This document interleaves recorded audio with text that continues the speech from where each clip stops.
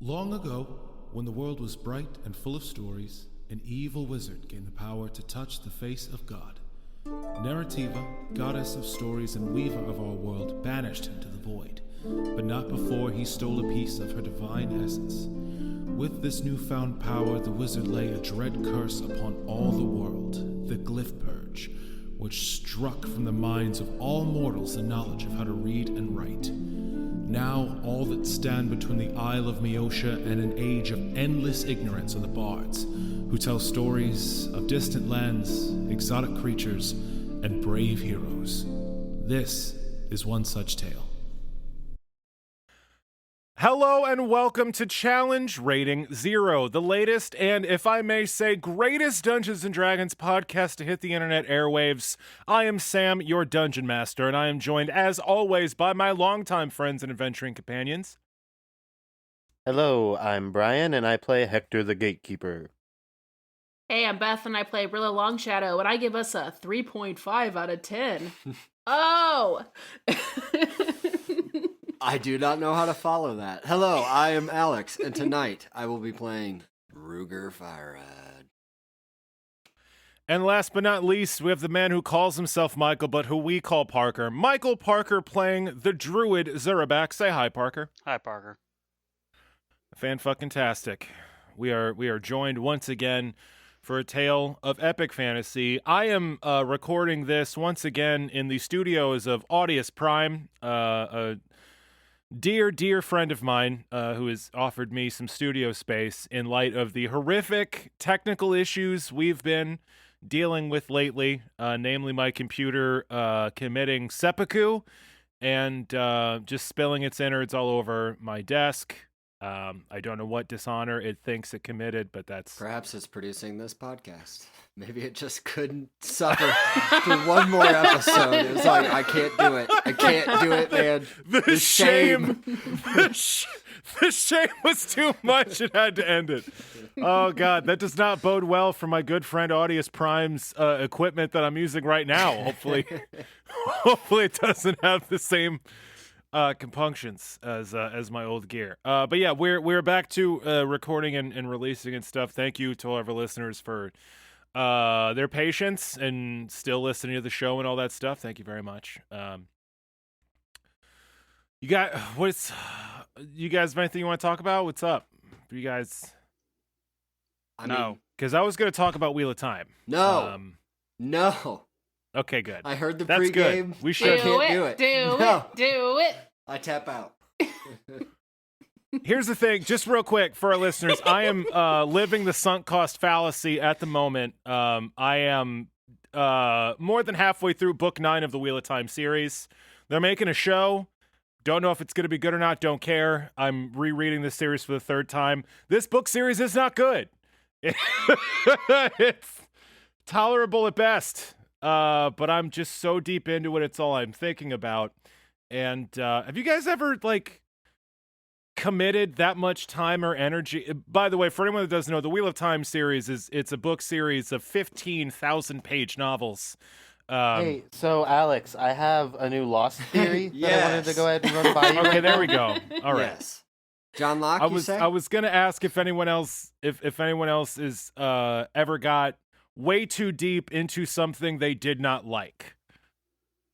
No, Lost was Making a amazing. podcast, it's clearly. Phenomenal show. Okay, great. Well, now we know how Parker feels about the show. That makes a lot of sense in hindsight. I mean, I watched all of The West Wing basically because you recommended it while hating Josh a lot. So there's that. You didn't like The West Wing? I liked it. I just didn't like Josh, and he's kind of your main character, unfortunately. So That's because Josh Lyman is a hilarious and entertaining... Josh loves Donna, Beth. Come on. It's just... They deserve each other my theory just is fine. that That's fine. the others were actually sent by... So, I'm really confused right now. I thought this was a Gargoyles podcast. Perhaps you're right. Maybe we've strayed too far from the plot. We had a What plot. plot? Yeah. I mean, this game has a central narrative canon. I mean, let's not pretend like there isn't a plot. It's what we've been doing for the I past. don't remember any plot, and I've been playing since the start, I think.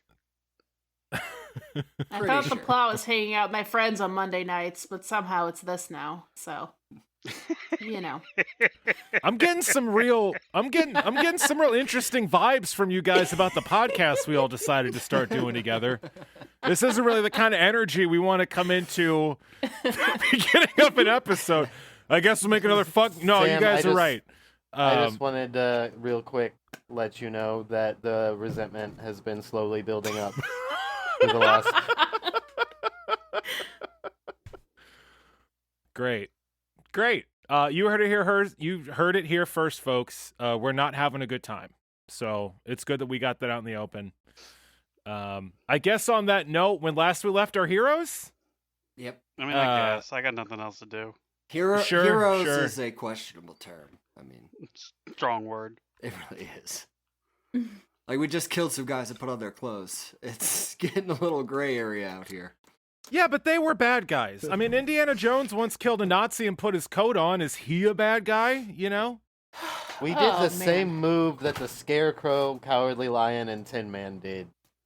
Yeah. It's fine. They're not bad guys. I don't know. I think they are. It was wacky. They killed that and witch? fun. Yeah. They killed a couple witches, I really. seem to Well, I recall guess them Dorothy doing a killed the bunch one. of opium. I don't know. There was some excessive drug use in that movie. Yeah. I know a couple brothers in the inner city that would love to run through that poppy field, let me tell you. Just... God, we were on a roller Anyway, coaster. what were we talking about? Dungeons and Dragons. So I swear, everyone, we're here to play Dungeons and Dragons. When last we left off, we were doing the Wookiee prisoner exchange. Brian, this is not yours to do. This is mine by right, and allow me to do my job. By right.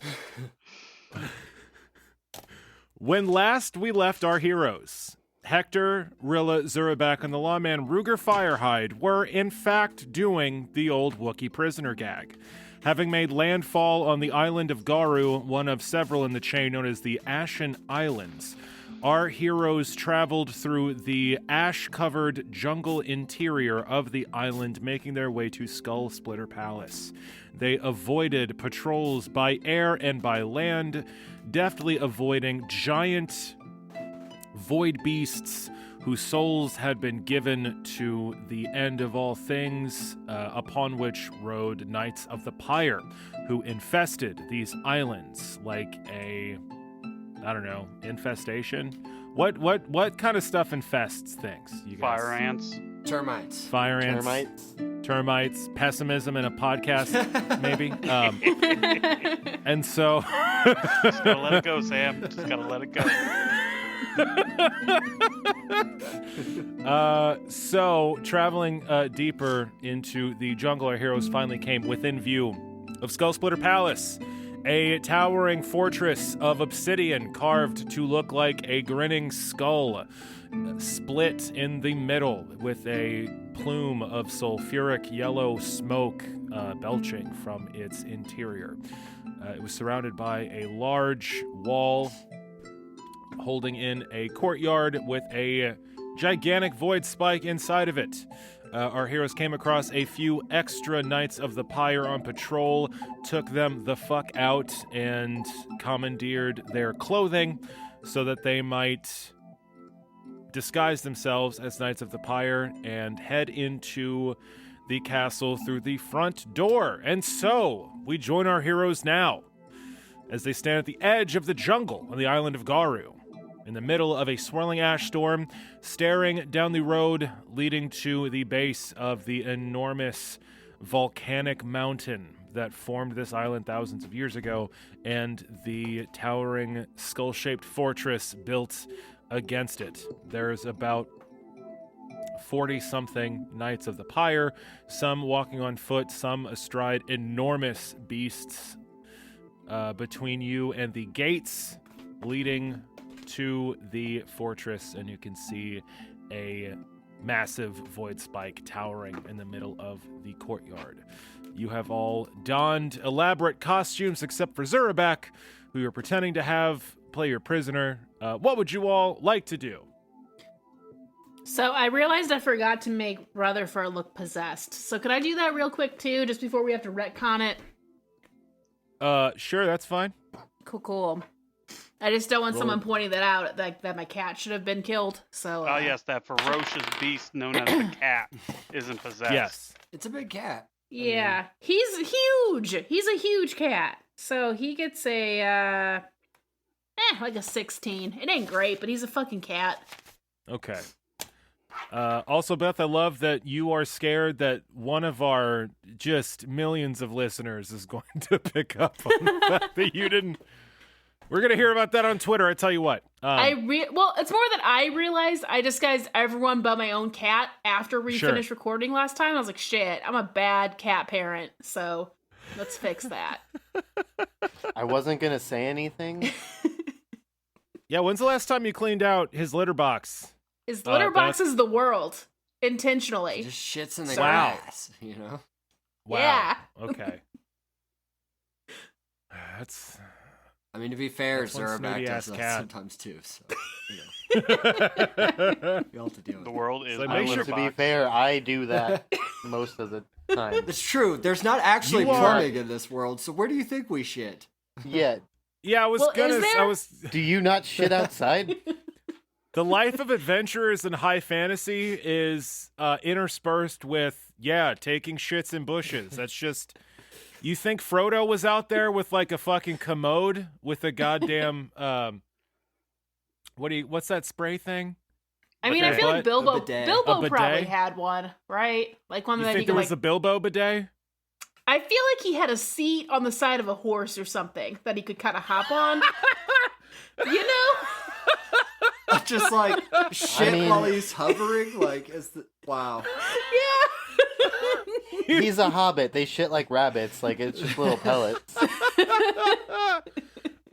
Brian, you cannot tell me that a species of people that eat fucking second breakfast shit like rabbits. There's no goddamn way.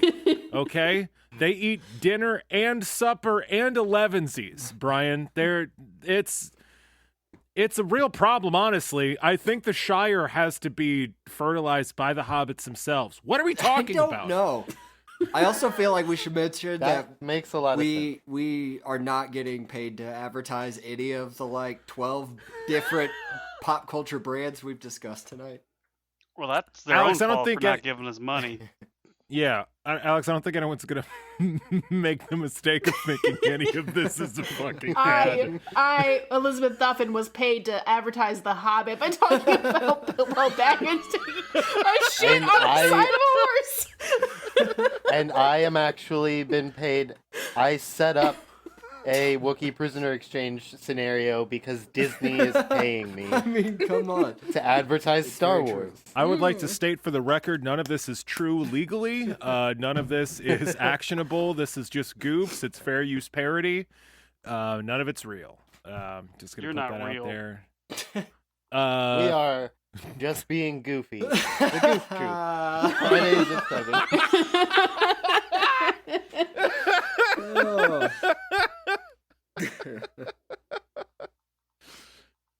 Oh. Man. What plot?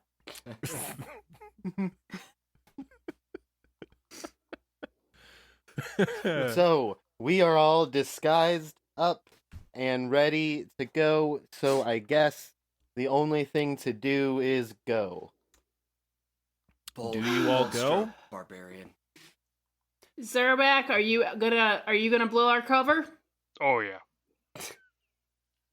I mean, No. it's definitely Sense motive. Save it. He's evil.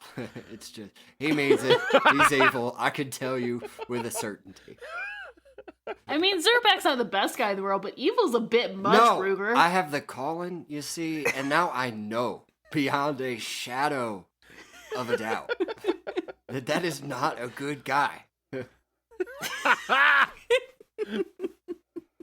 Because you see, Yeah, in D&D that's a- 3.5, alignment absolutely 100% defines your fucking character. Yeah, it matters a lot in this version of the game, and Ruger as a paladin can literally sense people with an evil alignment. or anything with an evil alignment, which Zerbeck definitely has, which is funny. But yeah, so Zerbeck offers no assurances that he's going to keep his shit together. Do you guys go to the skull-shaped fortress carved in the side of a volcano surrounded by zealous fire cultists, or let's no? finish the rounds first a little bit. We shouldn't be coming out of the woods. Let's head down the. Let's at least be a bit subtle. Yeah. Okay. Point of order. Why would you finish the rounds when you have a prisoner? That sounds dumb. Because I don't want so this. maybe Zerbeck's not going to throw this. He's thinking it through. Okay. I just wanted it to be a little less obvious when we walked out of the woods directly by the ramp is all, but it's fine. So do you Fuck go? it. And I go, yeah. Okay, real quick. Great. Dungeon Master. Oh God, you're never gonna. I have a question gonna and get it's there. relevant. We're- I have a technical relevant question. Last time, I cast Resist Energy. It lasts for an hour. Yes. I do believe Yes. if you were to roll the tape, there's some leftover time on that. Is that true? Yes or no? Yeah, I think so. Yeah, I mean, when did you cast that? When you first got to the island? Yeah, when the encounter with the Triceratops. Sure. Yeah, you're fine. It's still going. Okay, I'm vacillating on if I should cast it again now.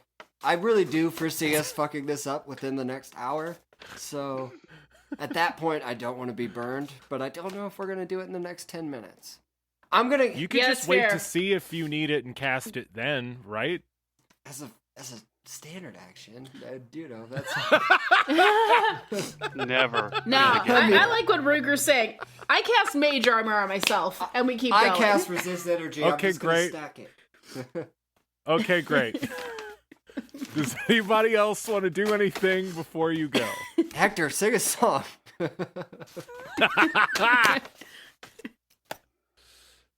So, as you all are clad in your disguises, Rilla Longshadow casts mage armor, surrounding herself momentarily with a shimmering golden suit of armor that winks out of sight, increasing her armor class should she need it. And Ruger Firehide casts protection from energy, I assume fire, Correct. making him less likely to get burned. And you all stalk out of the jungle on this ramp leading up to the Skull Splitter Palace. You walk this half-mile span, which is carved into the obsidian of this island. Huge walls of craggy black stone rear on either side of you, an intimidating vista surrounding you on all sides, and the mountain churns and roils, sending giant globs of lava skyward with this enormous black column of smoke that is churning up a firestorm with thunder and lightning, turning the sky black. Ash still falls like snow all around you, and you pass by several patrols of Knights of the Pyre. Some of them are on foot, 2 here, 3 there, some of them followed by an effigy in flowing robes. Some of them are mounted. You see one Knight of the Pyre mounted on a very intricate-looking saddle that is on the back of a giant ape, which is bounding on all fours across these crags, cutting across your path. You see others astride what look to be large winged lizards, which send shrill cries into the air as they wing past you. But eventually, you make your way to the outer wall of the palace proper, and the front gates without so much as a glance from the rest of the Knights of the Pyre here. You see at the gates of the palace a line of large animals. There's a couple more of these large lizards. There's another Triceratops. You see another giant ape. You see an enormous toad, and what looks like a long, sinuous centipede all bound in chains, all with a Knight of the Pyre holding its leash, and all standing in line before these gates, this procession leading up to the Void Spike, which now rears large in your view. As you approach the gates alongside this procession of enormous animals, the guards look at you and say, there are 2 Knights of the Pyre here, each wielding a long spear, the tips of which are on fire, and they cross them in front of you as you come to the gate, and they say, "Who wishes entrance into the palace?" Man, what a good time for my throat to be gross. Got a little ash in your throat. Still not over the stupid cold. Sorry. It's okay. You're just choking on all the lies you're going to tell, you liar. Okay. Beth needs a refresher because it's been a week. What do we call effigies? Effigies. Did we catch Yes. this woman's name at all? No.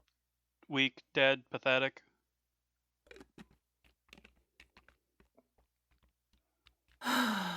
Okay.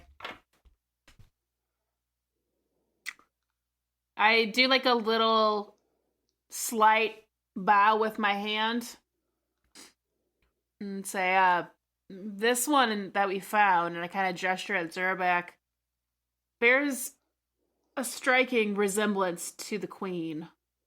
We found him in the forest. He claims to be her brother. Return to restore the throne or some such bullshit. I thought the queen might want to see him. Let's see. Roll a bluff check, because you're a liar, for one thing. Yep. Hey, that's a 20. Dirty. 20 altogether? All together. Yeah, these 2 look at each other just openly amazed and look back at you and say, "We had heard no such rumors about another claimant to the Skull Splitter throne. Are you sure? What proof do you have?" Zerback laughs. Besides the obvious resemblance of their facial features?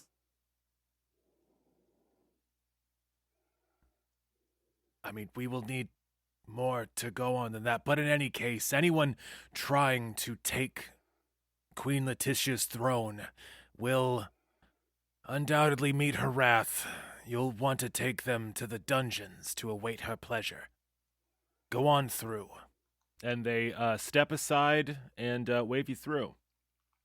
Hey, we're in the building. Idiots. I smack you in the back of the head for theatrics, but also because you said idiots and you're going to blow our cover. So not hard, but like, it looks worse than it is. I braced myself. I turn to the guards. You 2 are very big idiots.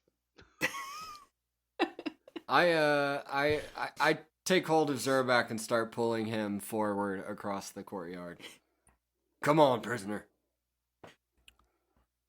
The guards say, "Hey, that's not very nice.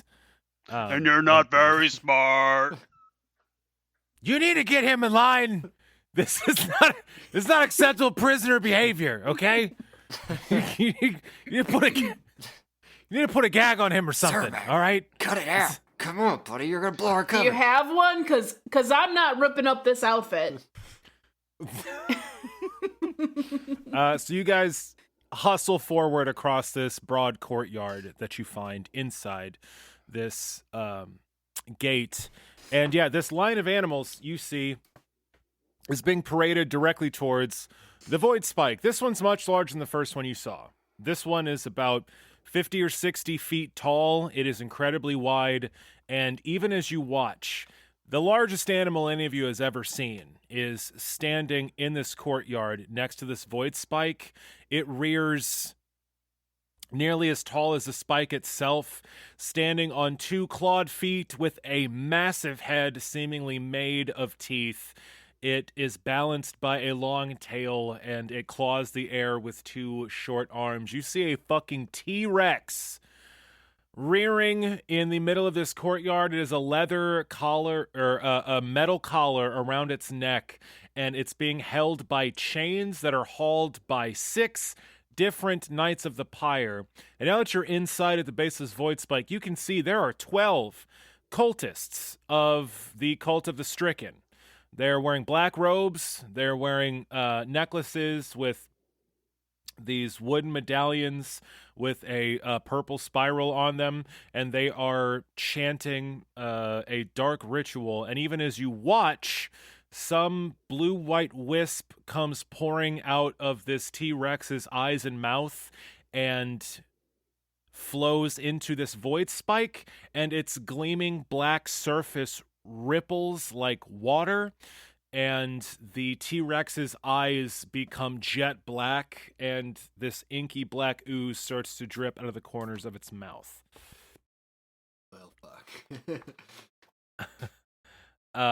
As this happens, it stops fighting against the metal collar around it, and you see a woman stride across the courtyard to come lay a hand on the pebbly skin of this enormous lizard. She is an absolutely stupendously beautiful woman. Her air is enough to make all of you stare, almost gaping at her form. And there is a halo hanging about 6 inches above her head that is a wreath of fire that follows her wherever she walks. She's wearing this deep crimson gown with a very high, stiff collar made to look like flames that fans out behind her head. And she has fiery ruby rings on all of her fingers. Every Knight of the Pyre that she walks past bows almost in half as she passes by them, a ripple going through the ranks. And she places her hand on this T-Rex and looks up at it and says, "This will make a fine steed. Yes, worthy of the great flame. With this we shall take entire cities. Is it not so, my Knights of the Pyre?" And every single one of them clamps a hand over their hearts and bows and says in unison, "It will be so, conflagration." She... I do that slightly offbeat. I do that slightly offbeat as well. Yep. Oh. Been a while since I've been to mass. I'm sorry. Yeah. Kneel. Yeah. Sit. Stand. Got it. Yeah, you all fall in pretty well, a beat after everyone else. You draw a couple glances, but not too many. And then, she tells this beast to lie down, and it does. It lowers its great head to the ground, and it allows her to crawl up on it like an obedient dog. And she, climbs up on its fucking back, and it raises up, and she beams and throws out her arms, and these giant jets of flame shoot out from either side of her. And she says, "We will rule the mainland! Will we not, my Knights of the Pyre?" And again, everyone claps their hands over their chest, says, "It will be so, conflagration." Still a bit offbeat, but getting there. Yeah, you're a hair closer than you were last time. As she gives this exaltation, this person that everyone's calling conflagration,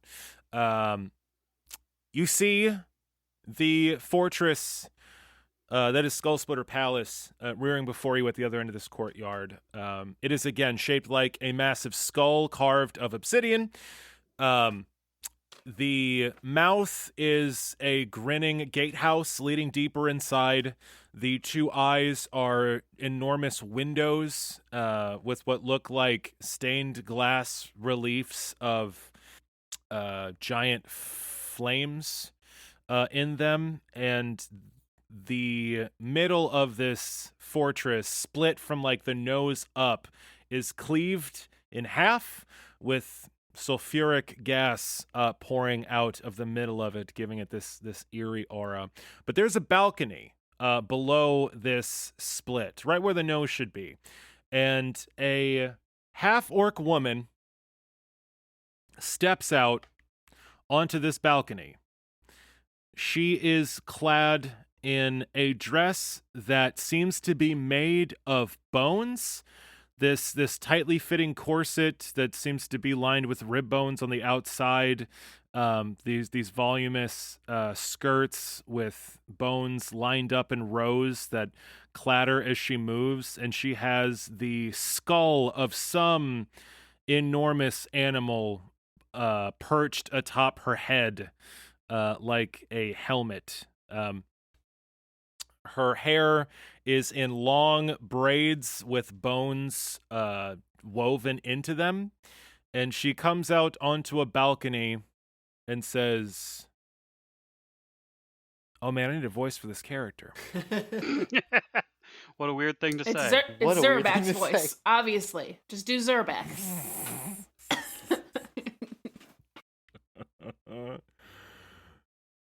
She says, "This union between the House of Skullsplitter and the Knights of the Pyre marks the next stage in the Lord Deceiver's plan. With the beasts we raise here and your warriors' conflagration, truly we shall be an unstoppable force. The bards in Everspring will not be able to stand before our might. The mainland will be ours." And Conflagration, this leader amongst the Knights of the Pyre, says, "Yes, I believe we shall! It will be glorious! The fires will burn to the heavens!" I get confused and do the priestly ritual to. Yes, conflagration. Oh no, not this time. Sorry.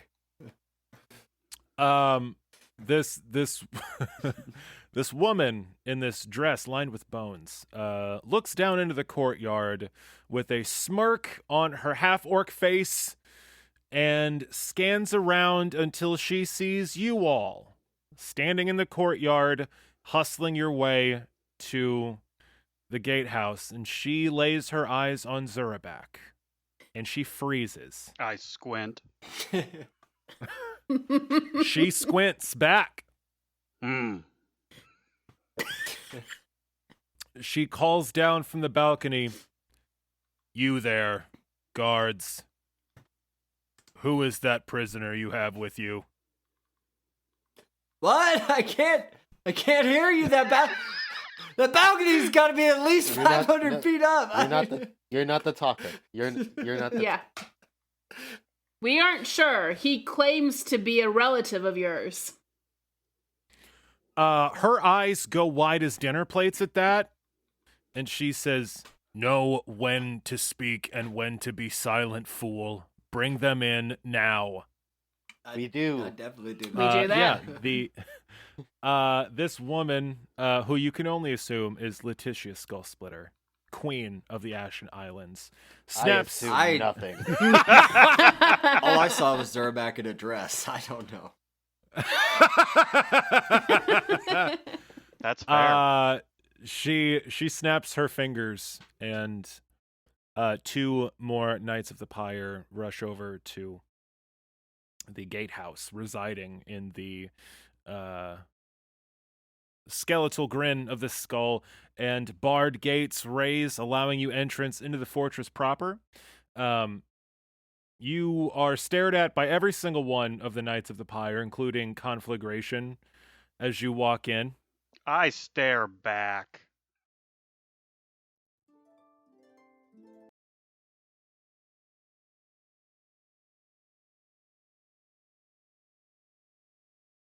Greetings, dear listeners. Sam, the DM here, coming in with a commercial at the middle of the show. What? That's right. Challenge Rating Zero, the latest and greatest Dungeons and Dragons podcast to hit the internet airwaves.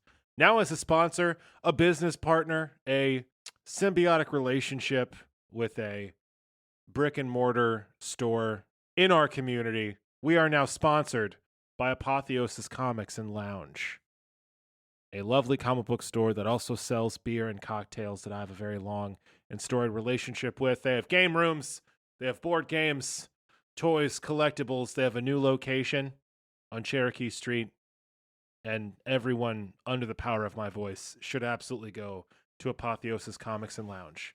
They have live events like open mic nights, karaoke, and I happen to run several games there currently. Brian has run games there in the past and will probably do so in the future. If you want to stalk your favorite DM, Apotheosis Comics and Lounge.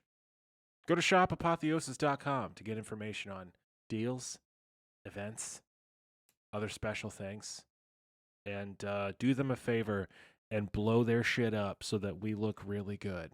Because, hey, that's how sponsorship works.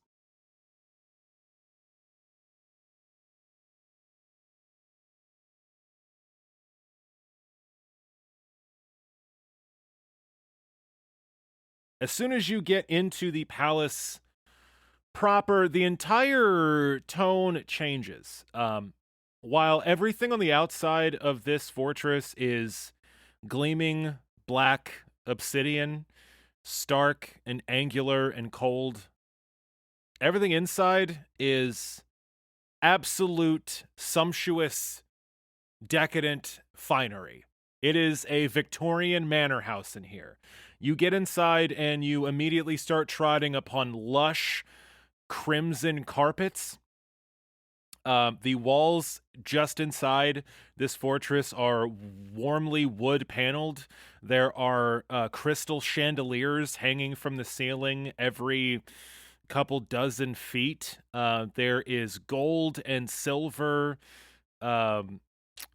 candelabras and sculptures and dishes everywhere. There's fine porcelain on pedestals and nooks and crannies. There's tapestries and art. You can see that what Pretty Polly took from the royal vaults was just a fraction of the wealth of the Skull Splitter family. This place is loaded with the finest in decor.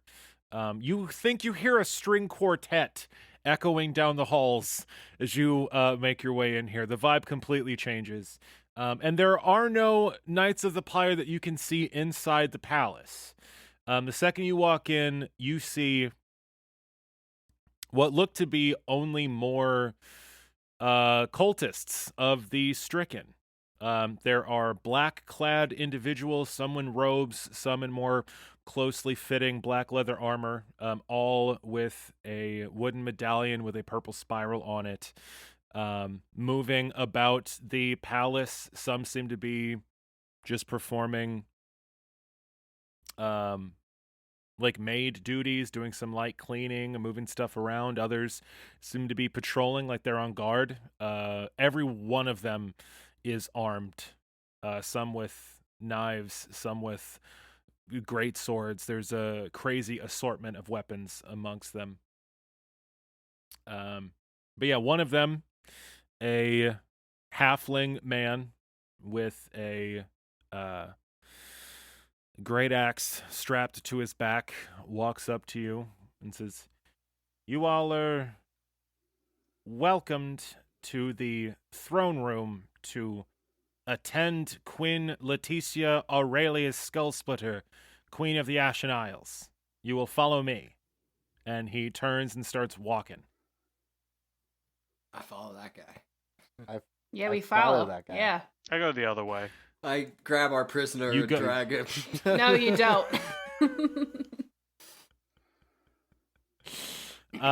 So you start walking down these hallways. And you see more of the same. There are richly carved wooden doors leading off into chambers that you get a peek at as serving maids move in and out of them, and everything is incredibly well appointed. There seems to be a pretty enormous staff here, and all of them seem to be wearing that medallion that symbolizes worship of the stricken. There, you pass dozens and dozens of cultists in here scurrying about the halls, and after navigating a twisting spiral of hallways and side passages, you find yourself in front of a set of gilded doors with a skull carved into the surface of them. The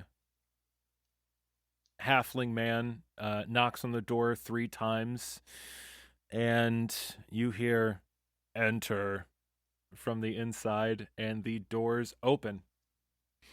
And you see a throne room covered with bones. You see, at first you're almost like, you get a little of a jump scare. What you see are maybe a dozen enormous skeletons that seem to be wired together as if on display. There's small stanchions around each of them, barring anyone to get too close, but there's a skeleton for, can only be one of those T-Rexes outside, another for a Triceratops.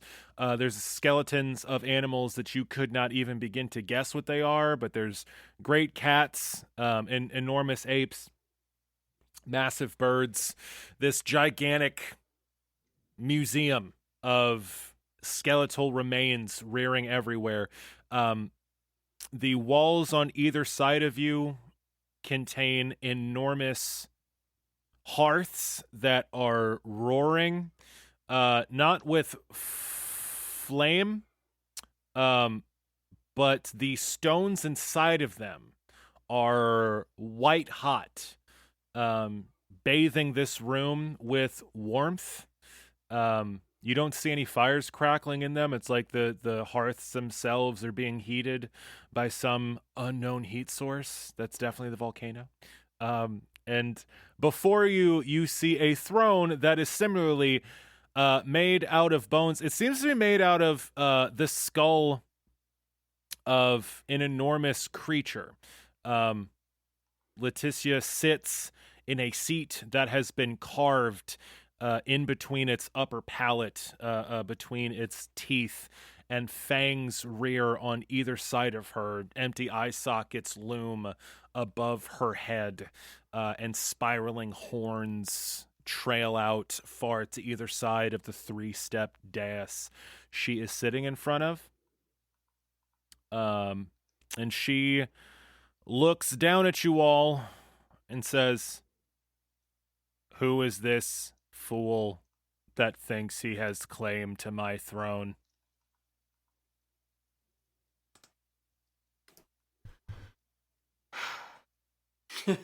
I nudge him forward. Says he's your brother. I didn't say anything. That's good, because if you said you were my brother, I'd have to kill you bad in front of everyone.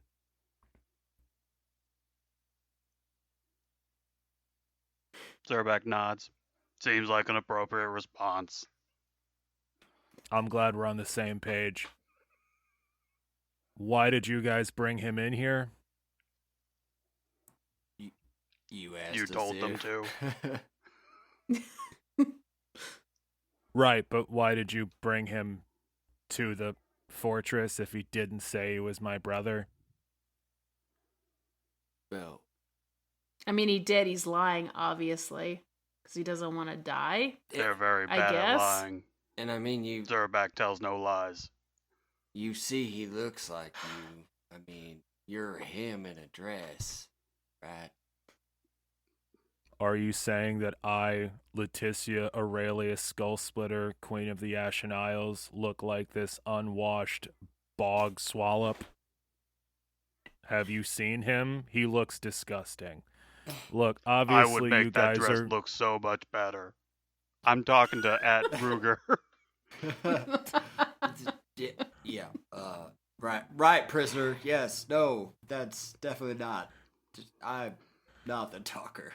Letitia actually laughs a little at that. Letitia, that's pretty funny. Listen, I've got a lot to do today. I don't have time for this shit.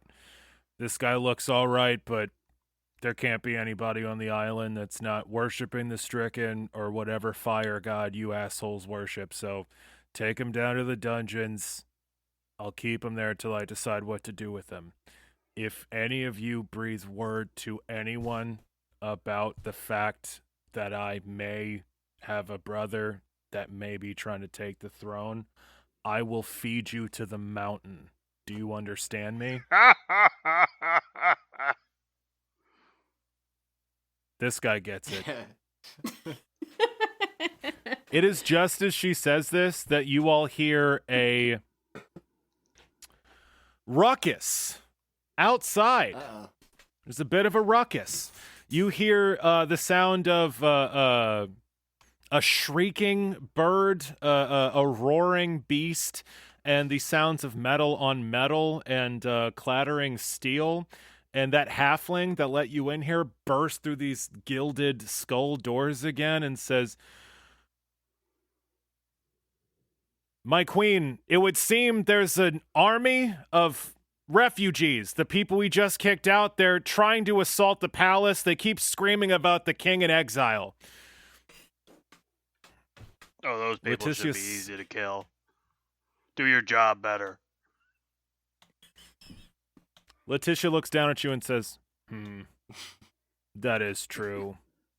But now, I can't really let you leave. I'm gonna have to make an example of you. And you see her eyes underneath this impressive animal skull she's got for a crown turn jet black as she looks at you.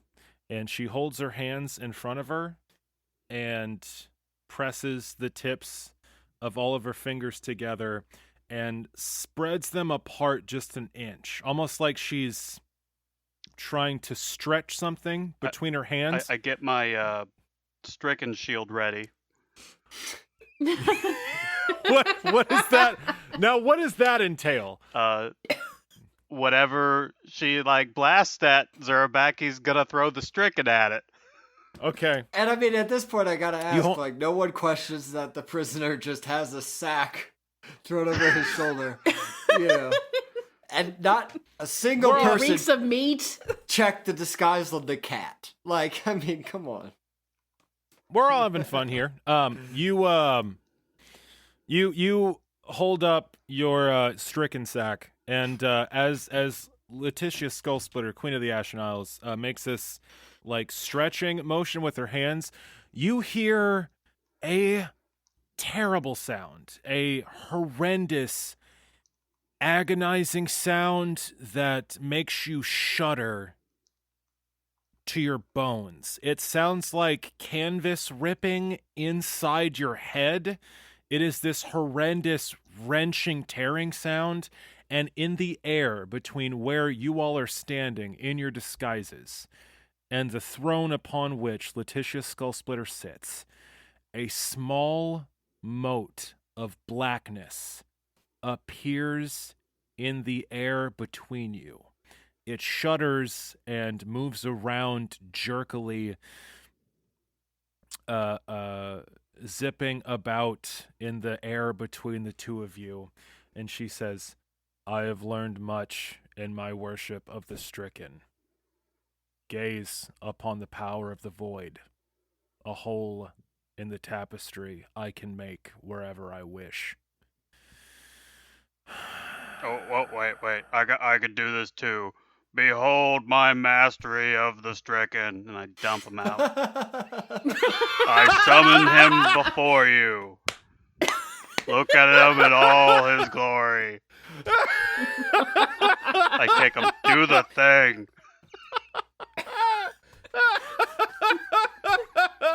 I like how we all just him do that all the time. Do the thing, Sebastian, not Sebastian.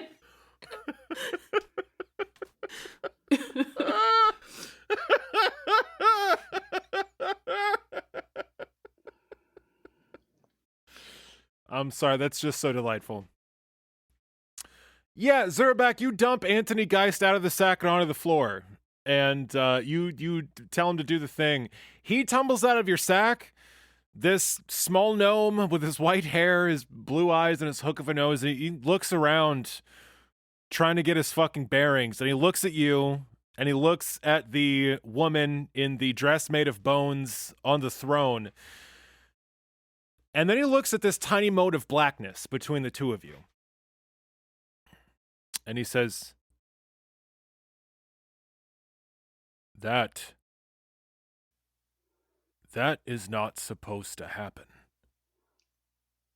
Do the thing. I nudge him again. That is not supposed to happen. Who taught you how to do that?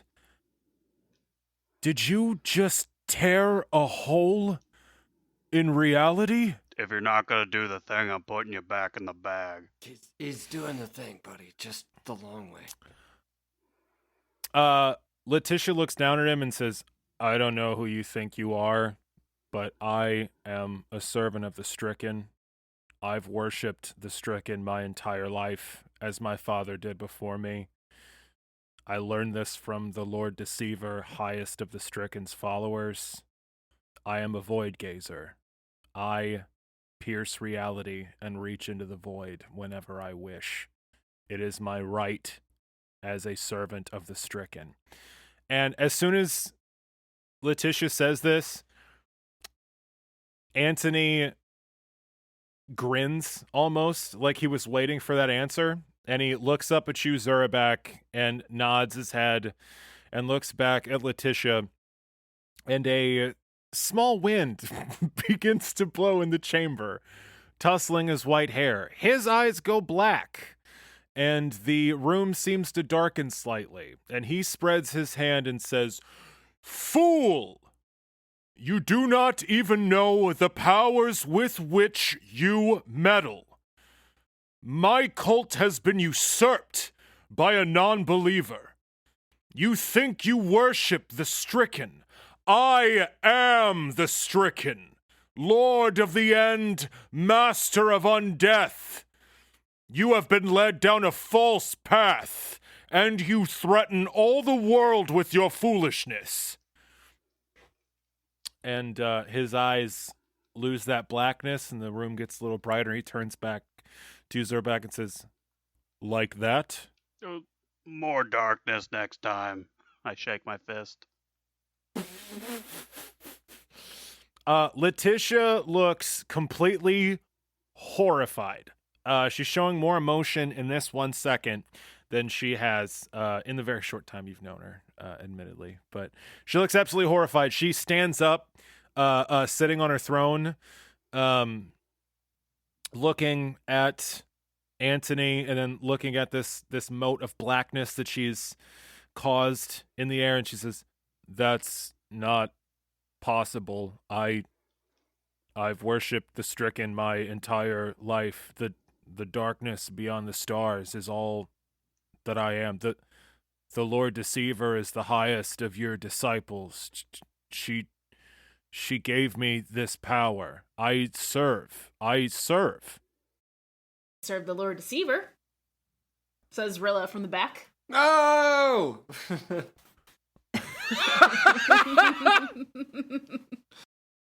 Just keep them in a bag, mostly. How can the stricken be kept in a bag on your hip? It's a nice bag. Explain. Someone explain now. Let me tell you a story. Yeah! Yes! Absolutely! Yes! Now I get what I wanted. Hey, is that emissary still just awkwardly in the room with us? Or whoever, the guy who like let us in? Oh, yeah, he's still chilling. He has no idea what the fuck's... Like, the door is still open to the throne room, and he's just, like, kind of tapping his foot, like, not understanding anything that's going on. Is Snake here? Cool. Yeah. Okay. He's disguised as your void beast. Right. Yeah, the whole gang's here. It's Okay. fine. Cool.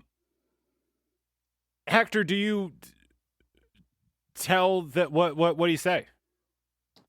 I tell the story of the stricken. Oh boy, that's gonna take a while. Roll me a perform check.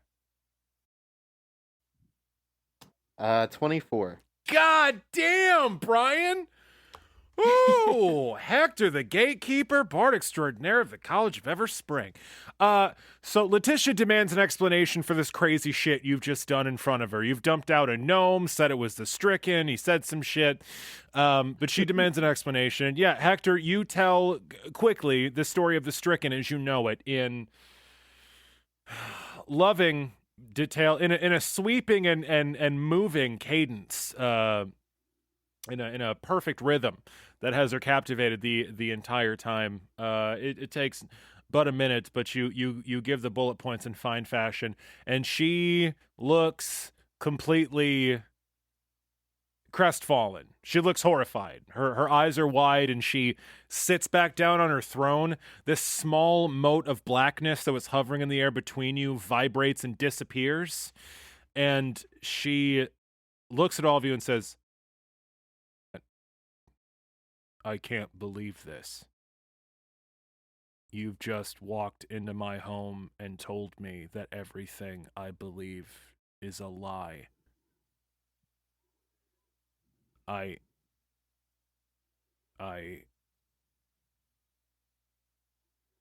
don't know what to do with this information. Probably should kill all those peasants. No, let's not. Zerback, no! Don't, no. Well, perhaps you might I mean, consider a change of heart as to what you've been doing. You know? Maybe listen to what this guy's got to say, and maybe this guy will say things we want him to say. I mean, if any peasants are dying, it's because the Knights of the Pyre are killing them. All of my soldiers are inside the fortress.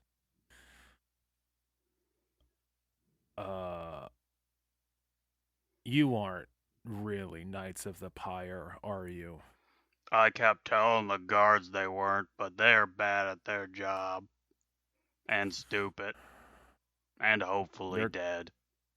They're Also, kind of I'm great at disguises. Thank you. Knights of the Pyre don't usually show me usurped gods to shake my faith in the stricken. Nah. Why are you here? I want to make a stabby tool. Yeah. Zerback punches his other hand into his hand gesture. We weren't lying, though. We're pretty sure this is your brother. So, do with that what you will. They keep saying that. That's because we saw pictures of you. And also, I know where you came from, Zerback. I come from the swamp. Oh my god. Need time to process this information. And real quick, while we have you, Santa Claus is not real. Yeah. Great. That's great. Here's what I'm going to do. I'm going to put you all in my dungeon. I'm not going to kill you. And I'm not going to torture you. But I'm going to put you all in a room where I know where you're at until I can figure all of this out.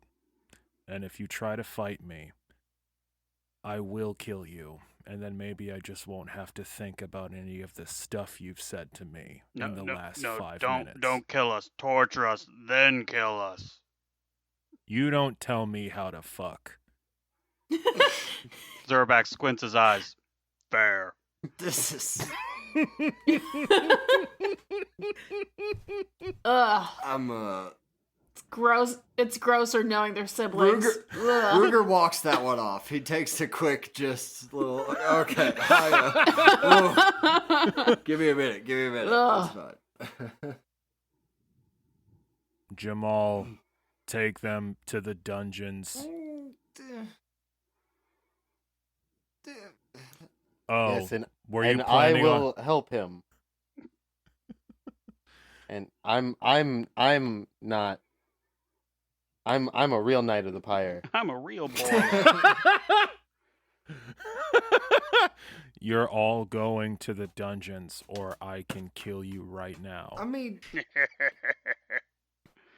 say that to your stricken? You're gonna throw him into a dungeon?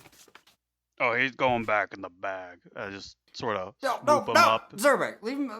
No. I want to go to the No, dungeons. no. What? I mean, It's literally her god, dude. Dungeons. I mean, I'd love to take a tour. Do you have- But I'm not keen on being locked in it. Do you have a counteroffer? I mean, yeah, you have a come to Jesus moment, and you realize that. How exactly are you going to figure out what's going on if you lock us away? Are you going to go ask the person who's been lying to you to tell you the truth and hope that she just buckles? Like, what's your plan? The situation as I see it is this. You've told me a story about how the god I thought I've worshipped my entire life has been usurped by the bitch that gave me more power than I've ever had in my entire life. You've told me that in the last 5 minutes. An army that is installed on my island and is still in the service of the Lord Deceiver has bound all of the mightiest beasts on my island to their service and have maybe 50 men at hand to kill anyone that gets in their way. 47. Great. If what you said is true, I have still sent all of the men loyal to me away. I am alone in my palace, and I can either take your word for it and try to fight off an army of fire cultists riding my own animals, or I could just kill the 4 of you right now, 5 of you right now, and pretend I didn't hear a fucking thing you said. I'd go with that one. I'd rather stick you in a cell and think about it for a second. Well, what if, hypothetically, you believed it, and you took Zerback starts walking off. the stricken at his word, and recognized that we are on a mission on his behalf to set to right what he is trying to do. If you are truly faithful to the stricken, then you might listen to what he has to do here. And we have a couple of tasks that we need to see to it, but perhaps you could help us with those tasks, and in exchange, we can get you off this island and get you somewhere where you can worship the stricken in earnest. The actual one, not the fake one, that usurped your religion and lied to you your entire life. Also, to be fair, your loyal subjects are still relatively loyal. We've met with them. We could very easily meet with them again if we left the castle. No one besides you knows we're not members of the Pyre, right? Letitia sits back in her throne. She slams her fist on the arm of her chair, and Zerback, as you start to walk out the door slams shut, and one of the large Triceratops skeletons in this room springs to life and stands between all of you and the door. Wow, that's a neat trick. She says, she cocks her head to the side and says, "You all worship the stricken?" No, we know the stricken. Fuck that dude. No, You can't worship someone you know. Like, that doesn't work. we have mutual interests. We're working towards common goals. But You follow him and do what he says. Yeah, for the most part. Yeah, unfortunately, it's No, sort yeah, of I guess. happen that way sometimes. And he shows you all. So you are the true chosen of the stricken. I mean, Like yeah. his apostles. He sort of did just That's kind of what. Yeah. pluck us out of where we were and put us on a path. There's that. He calls us his protagonists, so there's that too. It makes them all extremely upset. I mean, it is I find it hilarious. it is a little irritating, actually, now that we're all discussing it. Yeah, he's pretty manipulative. Anthony, for his part, turns around and says, "Great Queen Letitia, there has been several great revelations in a very short amount of time. But if what your man here says is true, there is a force outside trying to battle their way in. It might be in the name of your quote-unquote brother. But they could be used as a distraction to take these knights by surprise, or..."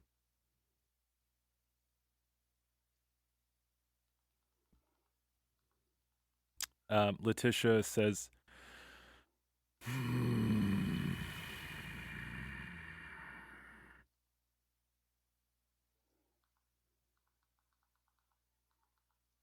"Fine. But I'm opening holes in reality to fight these fuckers.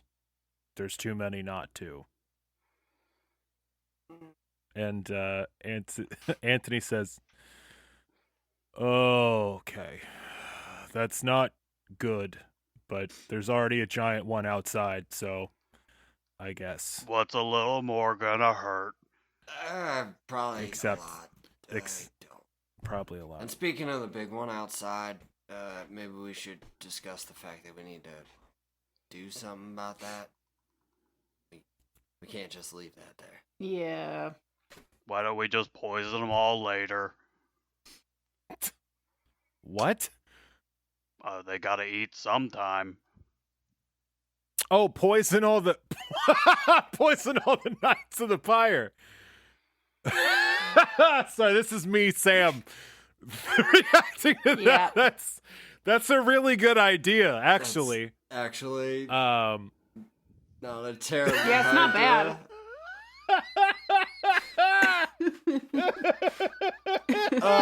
Ruger hearing that idea and also recognizing he's got the calling, he walks it off. He takes a little just, I really need to, whew. I mean, they are actively evil. They're killing things. No, right? yeah, I hate Like, them with people. the very core of my being, but also just luring a bunch of people to dinner and poisoning them all. That's, you know, icky. Yeah, but they're like anti-you, right? Because they're all Bernie. Yeah, that's it's very aptly put, Zerbeck.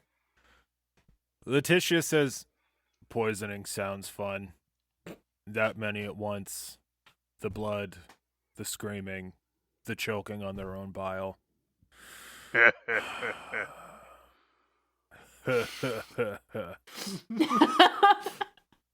That's where Rilla takes a turn. Like, oh god, there's two of them now. Fuck.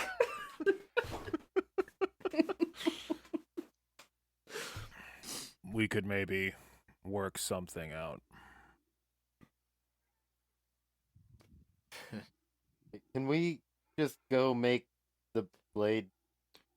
Can we just do that part of the mission? No. Walk it off. You want me to let you... what?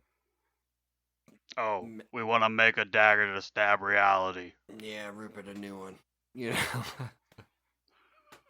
See? That sounds impressive. Yeah. I want to see if it works. If you want to make a hole in reality, I could just make one. Yeah, but I want it in stabby form. Yeah. I Drawback kinda makes wanna you feel see like the knife, hand too. gestures of stabbing.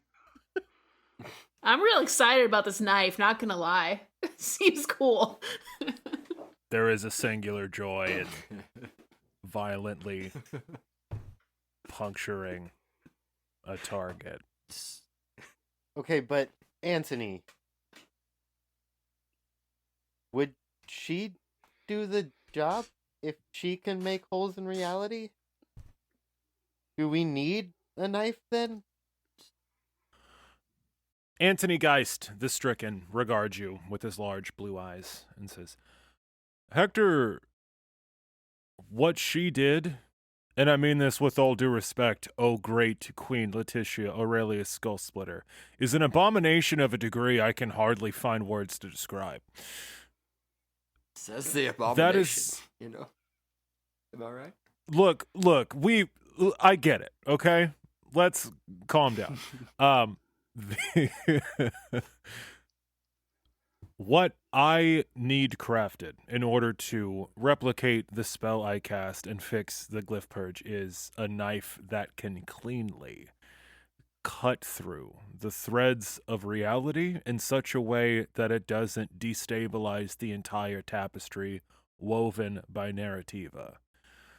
What these void spikes represent are chaotic, unstable holes in the tapestry, and what Queen Letitia just did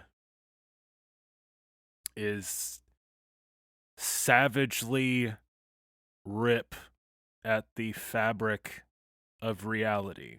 Just tear it wide open. You saw how chaotic that hole was. It didn't stay in one place. It was very tiny. It looked like if it got near any of us, we would regret it. That is horrifically dangerous magic. I thought no one knew how to do that except for the Lord Deceiver. That is how the Lord Deceiver stole the strand from me. That is why I'm here in the fucking mortal realm being kicked around by a swamp monster. Magic like that is exactly the problem. I am a swamp monster.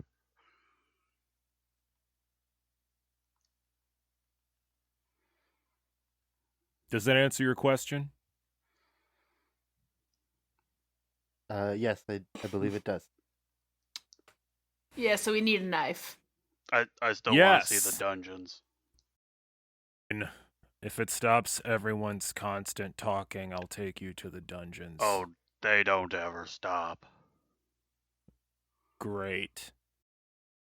Splitter turns to her halfling attendant by the door and says, Inform the Knights of the Pyre that the enemy force will be dealt with and to stay behind the walls.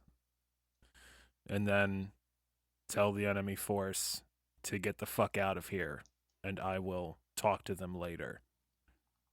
Be sneaky about it. And this halfling gives a salute and bows around the giant Triceratops skeleton and heads out the door, closing it behind him. She says, that should settle things down outside for a while. It's a shame. Those Pyre Knights really carve into whatever they're fighting. It burns at the same time it's cut in half. I was wondering that. I just look at Ruger. That's what I do. All the ones we've encountered were very inept. You put enough of them in one place, though, the whole thing goes up.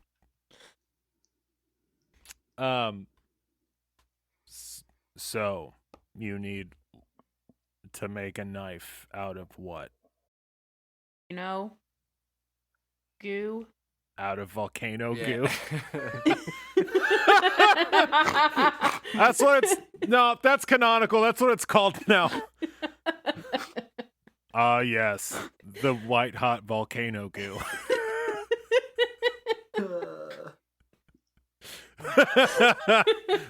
We lost the word lava when we lost the written word. What the fuck? I've said lava and magma before, but volcano goo is just right there, and I never even reached for it. Fuck. It's You're just welcome. Right there. It's just right there the whole time. We need your volcano snot. If you have some to spare. You know, when it blows its nose, the stuff that comes out. What a fun time we're having. So after shattering this queen's entire religion, in a matter of minutes, she climbs up off of her throne, her bone-covered dress clicking as she walks down the couple steps on the dais to her giant skull throne. And she snaps her fingers, and this that was barring the door you came in scampers back over to the ring of stanchions it was standing in and resumes its pose like it was when you first entered. And she says, all right, if you need lava to make a knife, I don't know how that works. We're gonna head to the dungeons. The lower levels lead into a vent where I've got some lava flowing to, kill people I don't like. Just make sure you don't make that list on the way down there. How long do they scream? That's the sad part. Not very long. The volcano goo burns them too quickly.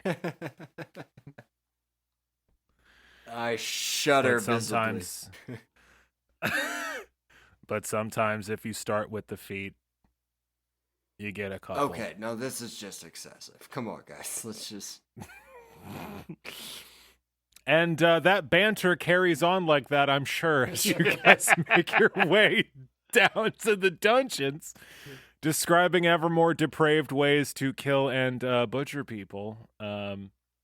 You make your way through the immaculately decorated and incredibly clean halls and tunnels and rooms of this fortress palace, and eventually find your way to a back room with a spiraling staircase carved out of the obsidian of the mountain itself, going down, down, down into the bowels of the castle. After passing through several floors, you get to a dungeon. The landing leads into a small room with a stout stone door with an iron grill set into it and a large iron lock. Queen Letitia pulls out a key made of bone, aged ivory, yellowed with age, that she slides into the lock and turns it. And the door swings open, and you are hit with the heat of a blast furnace as soon as this door opens. I resist it. Yeah, because of Hector's boots, the magical effect that keeps the worst of heat and cold off of him. Weather-wise, he's fine. And yeah, Ruger, you're a little okay. Everyone else is sweating from the heat. And she says, sometimes the stones down here can get over 100 degrees. It makes keeping prisoners very interesting. And she walks in, and you see a stone tunnel with several doors on either side leading to cells. You can see through the barred windows on the doors to these cells that there are small rooms inside of them, and you can feel the warmth of the stone beneath your feet through the soles of your fucking shoes. The stone here is hot, this close to the bowels of the mountain, and you can only guess how fucking terrible it would be to be locked inside of these cells. This leads you down this hallway some 50 feet, each side of this hallway lined again with these doors, and comes to another door, pulls out a different bone key, opens this one, and it leads to a staircase spiraling down even further.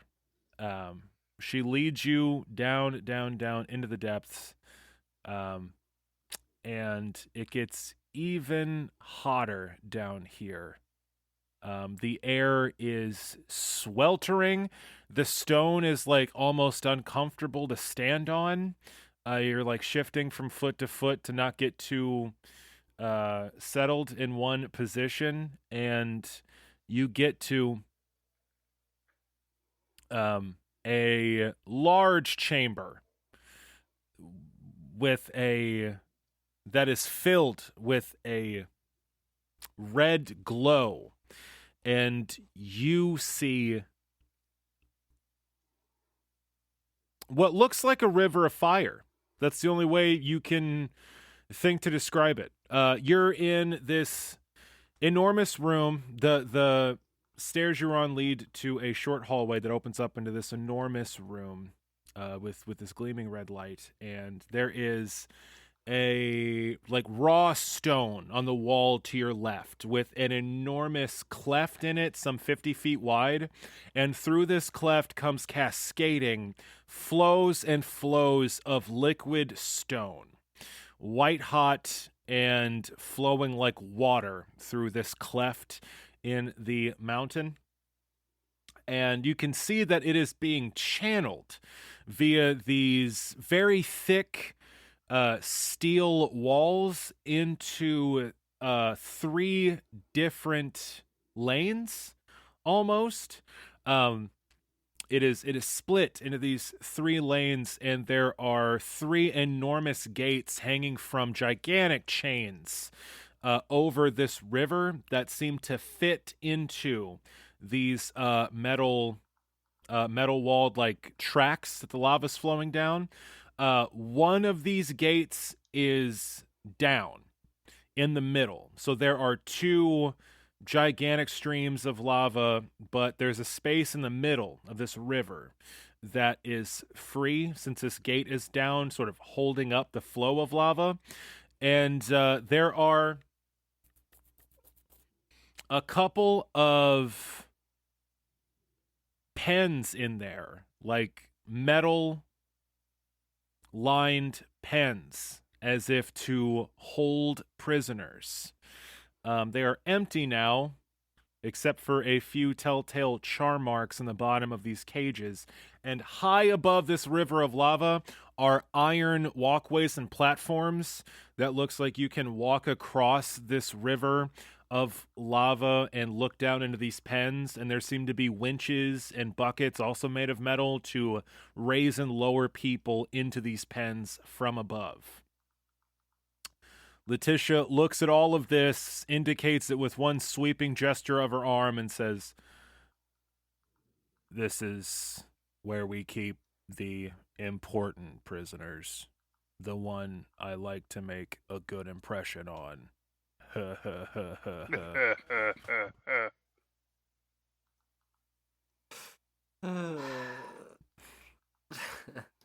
I've got nothing. No, I shake my head. Just absolutely just shaking it so hard. I gotta thank Zerback for giving me such a clear roadmap for how to play this NPC. Really appreciate it. What do you guys do? Back to the community. I contemplate throwing Letitia into the molten rock. Makes With sense. Zerback, right? Like it's a twofer? Man. Yeah, probably. Yeah. We could save the world a whole lot of pain right here, right now, if we did.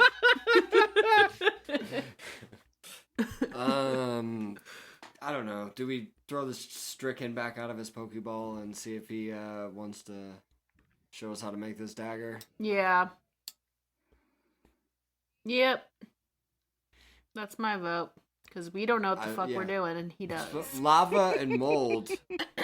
Almost by design, you might say.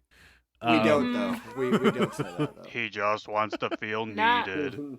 Not Sebastian. Not Sebastian. Knock, knock, knock.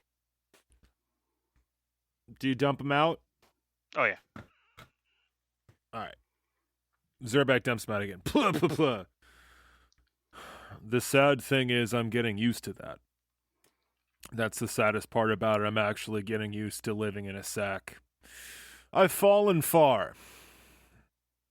I guess I earned it, but anyway, what are we... Oh, lava. Great. Oh, I'm sorry, Rilla. Volcano goo. Look at all that volcano goo. That's great. I grew up in a forest. Why would I know about this bullshit? And I'm the dark god of all evil. What is your point? Whoa, now. I don't understand Just what your point is. Simmer down there, guy. Listen, it's good that you found the lava. What you're going to need to do is take this mold, and he pulls out this small lead box with an oval opening on one end. Take this mold, submerge it in the lava to collect some inside of it, and then pull it back out. When the lava cools, you'll have your obsidian dagger, one sharp enough to cut through reality. How do we pull it back out of the lava? Like, I don't want to die, man. I feel like even putting my hands above it probably will melt my hands. Is that a fair I'm not even assessment? comfortable in this room. Oh, yes. Convection's a real problem. When I did this the last time, I was a mage of unrivaled power. 1,000 years ago, I negotiated with the first of the Skull Splitter clan, and he brought me down here, and I had with me a golem to do the hard part. I hadn't really thought of how you'd go about this. Great. What's the approximate size, weight, and shape of the mold, please, sir? It is about 3 feet long by 1.5 feet wide, with a small ovoid opening at one end of it. How much does it weigh? Oh, sorry. It weighs 8 pounds. Interesting. Yeah, I'm not going to let you get away with it that easy. How much approximately do we think it would weigh once it's filled? Oh, full of molten rock, approximately 15 pounds. Ruger, what spell did you cast on yourself? Resist energy fire. Why do you ask?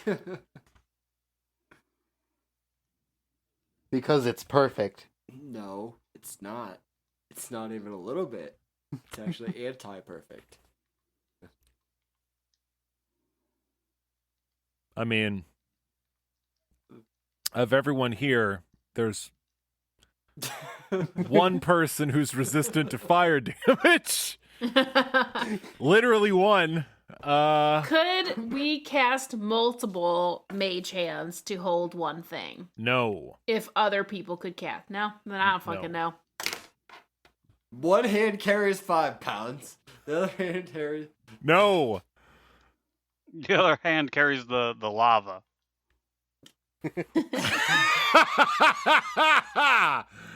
Yeah, I mean, even if you wanted to ladle some lava out of here, you gotta get over there, and then you gotta get the lava. So, what do you guys do? You're not serious. Ruger, there No. comes a time in every No. man's life when the calling Hector, comes did I for ever him. tell you I hate you? Yep. I know that's not true. not true, but for fuck's sake, I'm not walking into a pool of fire or whatever you want me to do here. It's fair. Yeah, thank you, Rilla. I'm glad we can... It is fair.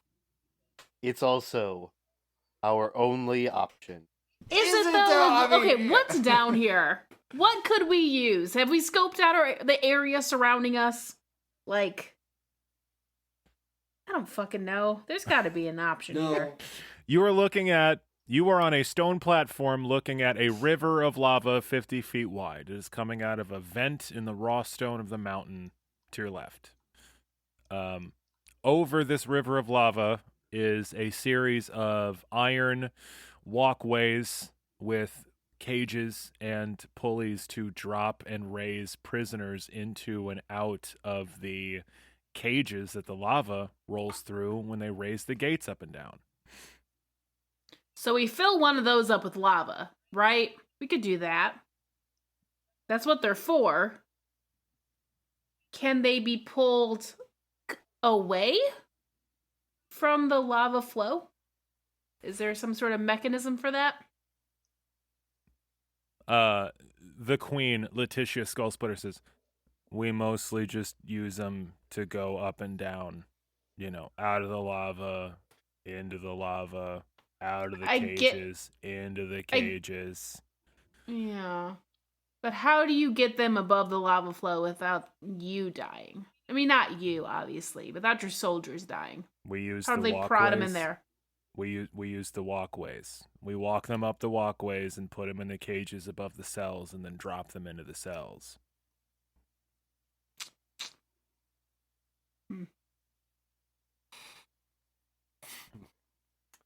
Ruger, there comes a time in every man's life.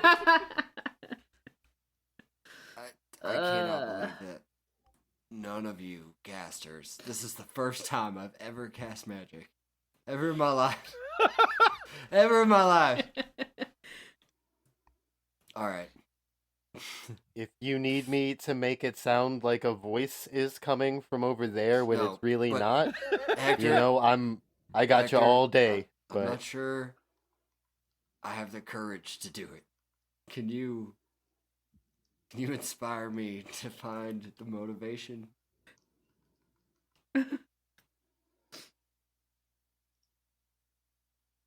Who has the mold? Whoever wants it. The Stricken's Believe not holding it right Sebastian now. had it. Zerback takes it and casts resist energy on himself. Can you guess which one? And does Resist energy fire. it? He just sticks it Great. in. Ah! Wham! Oh, it hurts.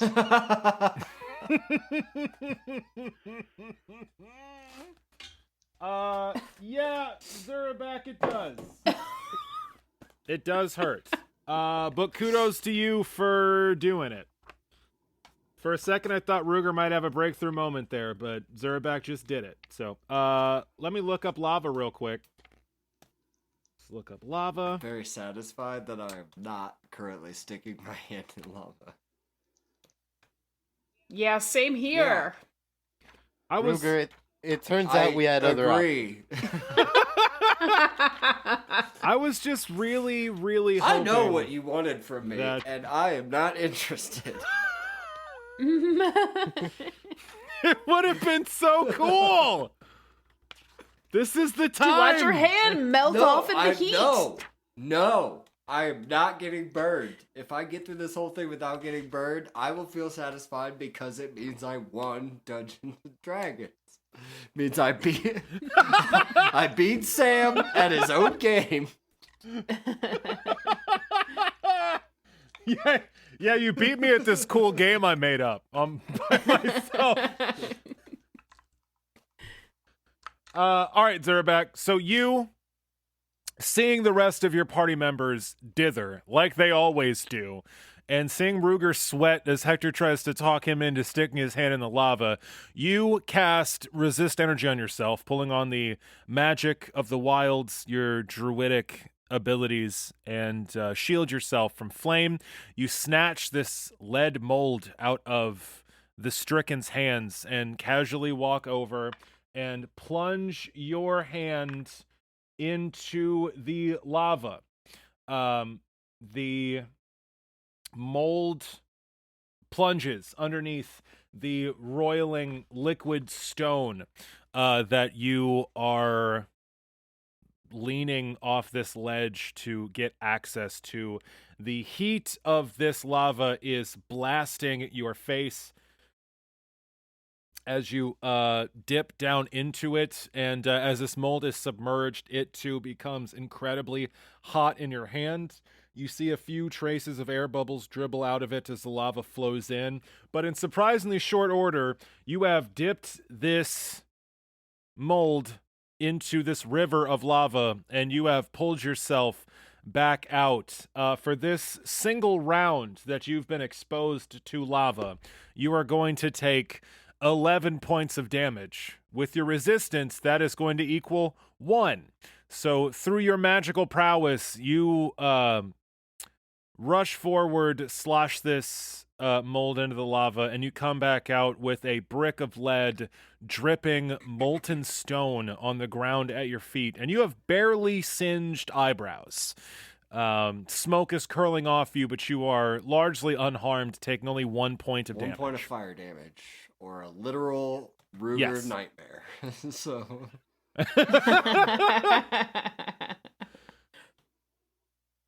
There's going to be 1 or 2 listeners that were thinking like, oh man, this was set up so good. I can't believe Ruger's finally good at... Oh no, Zurabek did it. Too good. So yeah, Zurabek, you come back with this mold full of lava. What do you say to your companions? Where do I put it? And that is where we'll end.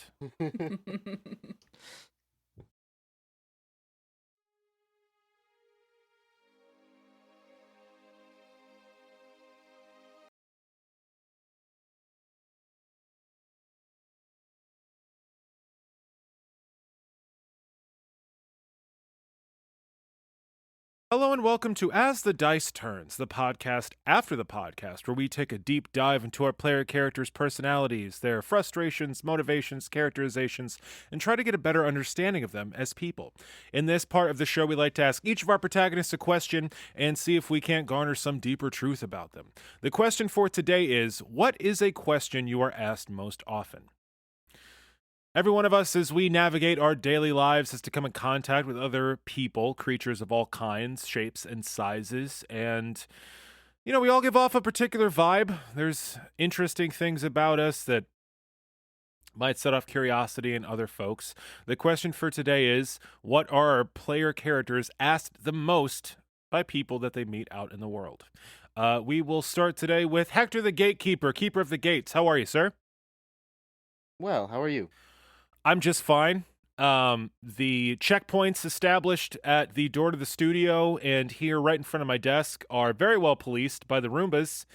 So I feel safe and terrified at the same time, which is an interesting combination of emotions. They say it's for my safety, and I just don't have the wherewithal to disagree with them. So yeah, I'm great. A hell of a security.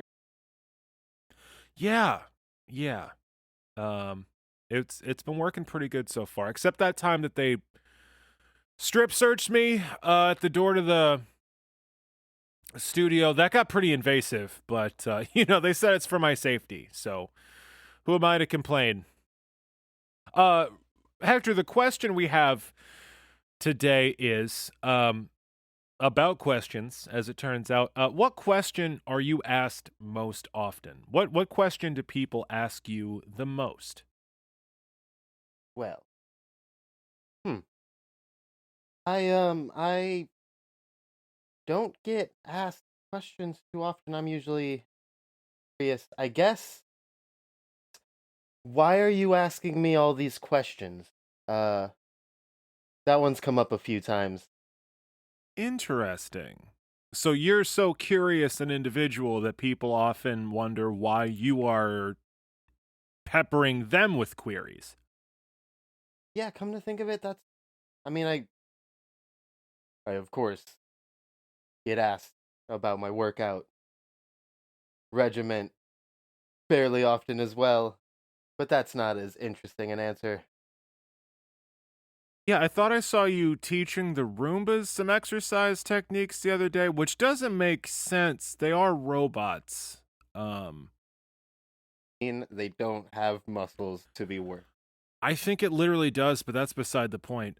So the question you get asked most often by people is, "Hey, Hector, why are you asking so many questions?" That's a very interesting answer. Is there anything else people ask you a lot?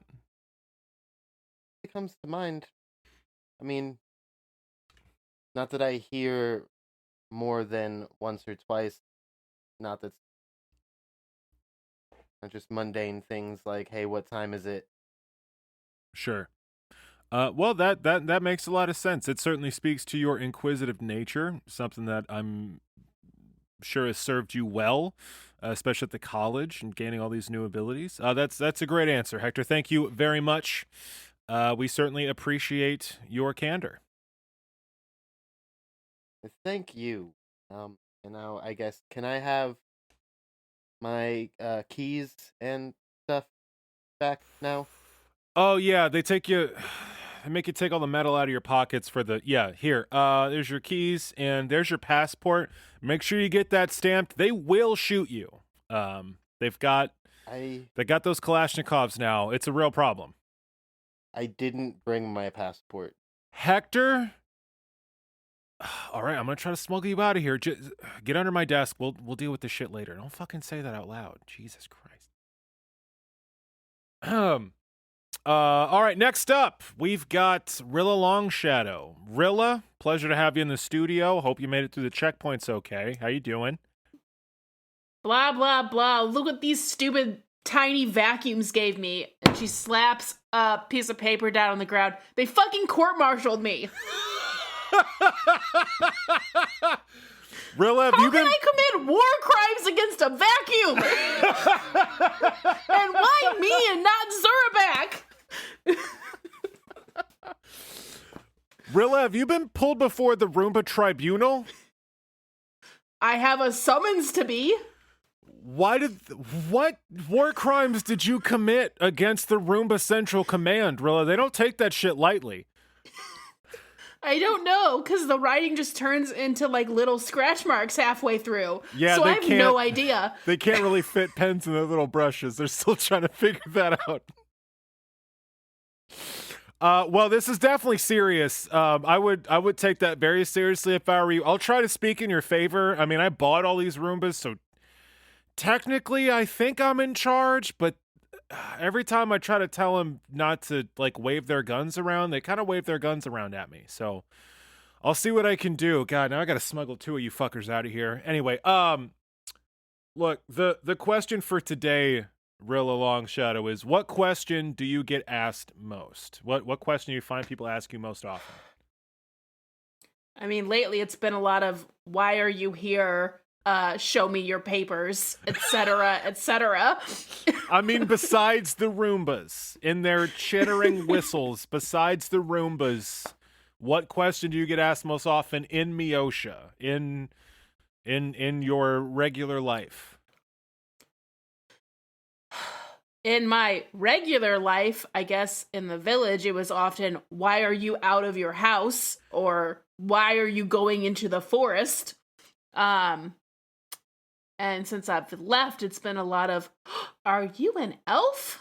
And exclamation parts. Though lately, I'm starting to get a bunch of what are you really's from people who are picking up on the fact that I keep changing my identity. So I get a lot of questions about, you know, who I am and what I'm doing. Now that is Assholes. Interesting. People, so people that pick up on your shapeshifting, they'll come and just ask you flat out, like, hey, what are you when you're not under the effects of a spell? Did you not meet the elf that did that to me and then drugged me into a goddamn lake? Did you not meet that guy? Well, yeah, that happens. Okay. I mean, that seems pretty rude, actually, now that I think about it, that anyone would just ask you, like, hey, what are you, quote unquote, really underneath? That seems pretty unenlightened. That kind of sucks. I'm sorry to hear that. Do you prefer the which is worse? People constantly asking, are you an elf? Because they've never seen one before, or people trying to figure out what you are underneath your magical disguises? Oh, I still hate the ones who just ask me if I'm an elf. Gotcha. Way more. Gotcha. At least the other ones are observant, you know? Sure. That sort of suggests some intelligence. Right. But are you an elf? Unless you're a kid. If you're a kid, whatever. But, like, if an adult is saying that to me, like, fuck you. I'm a little angry today because of the court-martial. Sure. So maybe I need to go. Yeah, that makes a lot of sense. Please be careful on your way out. Make sure you show your passport because they will. They will drag me to a high court and hang me for something. Why don't I just get under the desk too? Excuse me. Yeah. Just get in there next to Hector. Hector, if you could just move aside, please. Great. Fuck. I don't have enough space in my Subaru to get all these fuckers out of here. All right, next up we've got Ruger Firehide, the lawman Ruger Firehide. How are you today, sir? Oh, I'm great, host. I actually just got me a new job. Oh, I shudder to ask what job you just got, Ruger. Well, one of those talking robots you got, you know, the ones that Zerbeck used to eat. He asked me if I wanted to be a certified prosecuting attorney. And I just...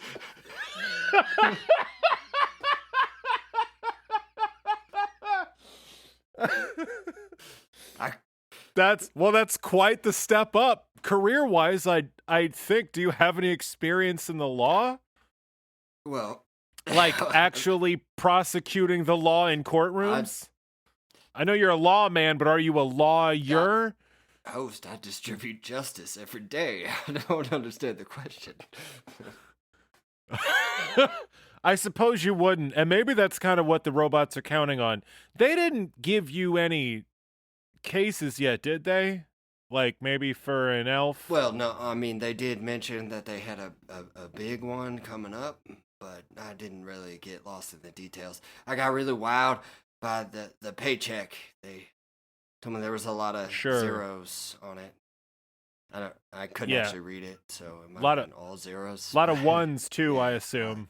A lot of yeah. ones and zeros. And, exactly. How'd you know that? Well, you know, just a little robot humor. Ruger, you're gonna need to put in your 2 weeks immediately, and now I'm gonna have to fucking bustle you out of here too. Did you give him your social security number? Because fuck, it's just I think over. That was a bunch of zeros and ones too, but I'm not sure.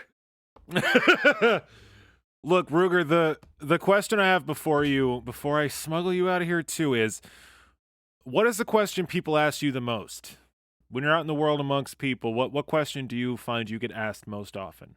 Well, one would think that'd be obvious, host. I get asked about my scars quite a bit. These would be the burn scars on your hands and upper arms? No, the other ones. The forearms? The emotional ones that I wear on my heart. Yeah, those ones. Yes, host. The burn marks up my arms and chest and the like, obviously. Come on, man. I'm just trying to clarify for the listeners at home that may not know that canonically you have some burn scars. Well, that has to be difficult considering how you got them, attempting to rescue your deputy from a burning building. I'm sure it's not a pleasant reminder every time someone asks about them. No, I mean, it's a repetitious reminder of the worst day of my life. So, you know, no big deal. Just another day in the life of Ruger Firehide. Tortured by his past and recruited by robots.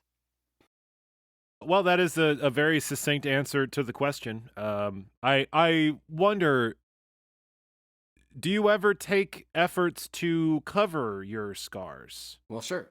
Do you ever hide them from people? Oh, yeah, absolutely. Host, I've got the long sleeve duster coat that I roll down when time's appropriate, and I even have the fingerless gloves if I'm so inclined.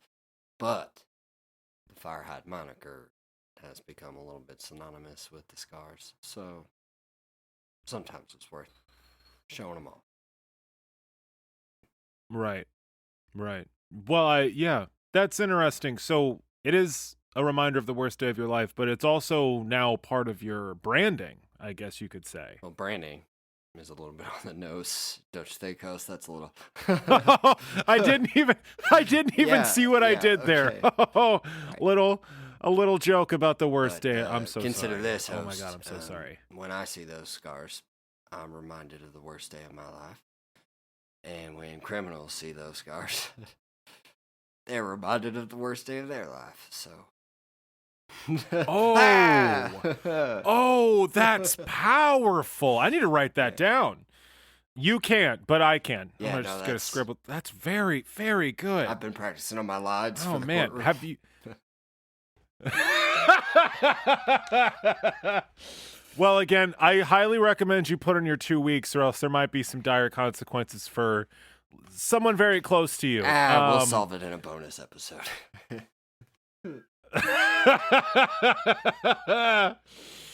All right, Mr. Firehide, thank you very much for your honesty. Please don't look under my desk. There's definitely no fugitives from justice there. Have a great day. See you later, host. Sharon, do we have any extra passports, or we're all out of passport? Can you go buy some? Okay, yeah, like 2 or 3 passports. Okay, thank you. Don't worry, guys. We're going to get you out of here, okay? I promise. We're going to get you out of here. Just don't. The Roombas Move can or- smell them. Zurabak, I didn't even call you over here yet. What are you doing? God, you scared the shit out of me. All right. And last we have Zurabak. The goats and shocker lizards. Zurabak, let's just wait a minute. The Roombas can smell their fear. What are you, on their side now? I thought you were on a campaign to destroy the Roombas. I have fought this enemy for many moons. I know what they're capable of. Zurabak, are you... Dear God, are you surrendering to the Roombas? No, I'm waiting for them to put up a proper fight. Okay. So the fact that they've set up checkpoints with barbed wire, they're issuing court-martials, they have Kalashnikovs, that's not a proper fight to you? No. Okay. Well, in a horrific and ironic turn of events, it might seem that if the Roombas get any worse, you might be our last line of defense against their reign. So, God's help us all if that happens. They won't help you. You're very fond of saying that. Let's just go ahead and get to the questions. Zurabak, the question for today is, what question do you find that you get asked most often? When you deign to surround yourself with people, when you're in settlements where other living, speaking things are, what question do you find that they ask you most often? Oh, many things are said towards me at many, many different times. But I have to say the question that's asked at me the most is, why? Okay, so people ask you why. Is this like... I'm curious about the tone here. So is this like an inquisitive, like why? Like wanting better understanding of something you're discussing, or is it more like, why? Like that? Those two and everything in between. Oh, okay. So it kind of runs the gamut, it runs the spectrum? Yep. More heavy on the last one, but Gotcha. I do get the other ones. I don't answer those either. Sure. Well, I assume the inquisitive ones are because you are a singular individual who doesn't behave like people do, and folks want some clarification on that. I can assume the second one is because you're violently killing / eating them. Yeah. Gotcha. Okay, well that certainly answers the question. Zurabak, I appreciate your answer. Hey, is Snake around anywhere? No, he couldn't get in. Wow, the Roombas didn't let Snake in. Shit, I was hoping to smuggle... Oh no, he's too fat to fit through the window. Yeah, that makes sense. That's a shame. I was hoping to smuggle some stuff out in his guts. You got that sack lying around? Try the window. Zurabak points at the open window. Oh, wow. His mouth is just wrapped around that whole fucking thing, isn't it? Yeah, oh, God. I he's thought still it was trying. night outside. It's just the inside of your snake. Oh, God. Look at Okay, him go. He can't get in. Yeah, he really can't. All right. Hector, Rilla, I'm gonna distract the guards here at the checkpoint. When I give you the go-ahead, you just fucking run for that snake's mouth. Do you hear me? Don't look back, just run. Sharon, hit the lights! Okay, go, go, go! Thank you for listening to As the Dice Turns, podcast after the podcast. Thanks for listening, and until next time, keep those dice turning. Freeze! Fugitive! Hey there, dear listeners. Sam the DM here, checking in with the credits at the end of the show. Music for Challenge Rating 0 is provided by the Harp Wolf, Danielle Taylor Williams. You can find more of her amazing work at danielletaylorharp.bandcamp.com. She has an album on there called Why Are We Surprised When Seasons Change? It is incredible. I could not recommend it enough. Additional music for the show is provided by Justin Ra. You can find more of his work at justinra.com, including merch, tour dates, and his album Age of the Spirit, which is also a serious banger. If you'd like to reach out to us here at Challenge Rating 0, you can email us at challengeratingzero@gmail.com. You can find us on Twitter at challenge_zero, and we are also on Facebook and Instagram at Challenge Rating 0. Hit us up if you would like to send in a question for As the Dice Turns. Any questions we receive will be read on the air. If you want to hold our protagonist's feet to the fire, we have a Patreon, patreon.com/challenge_0 for anyone out there that would like to support the show. We are incredibly grateful for our new sponsor, Apotheosis Comics and Lounge. We very much appreciate their support, and we hope that you will support them as well. Shopapotheosis.com. That is shopapotheosis.com for all of your beer and comic book needs here in the St. Louis area. Thank you so much for listening to the show, folks. We hope you enjoyed it and will continue to enjoy it. And until next time, be good.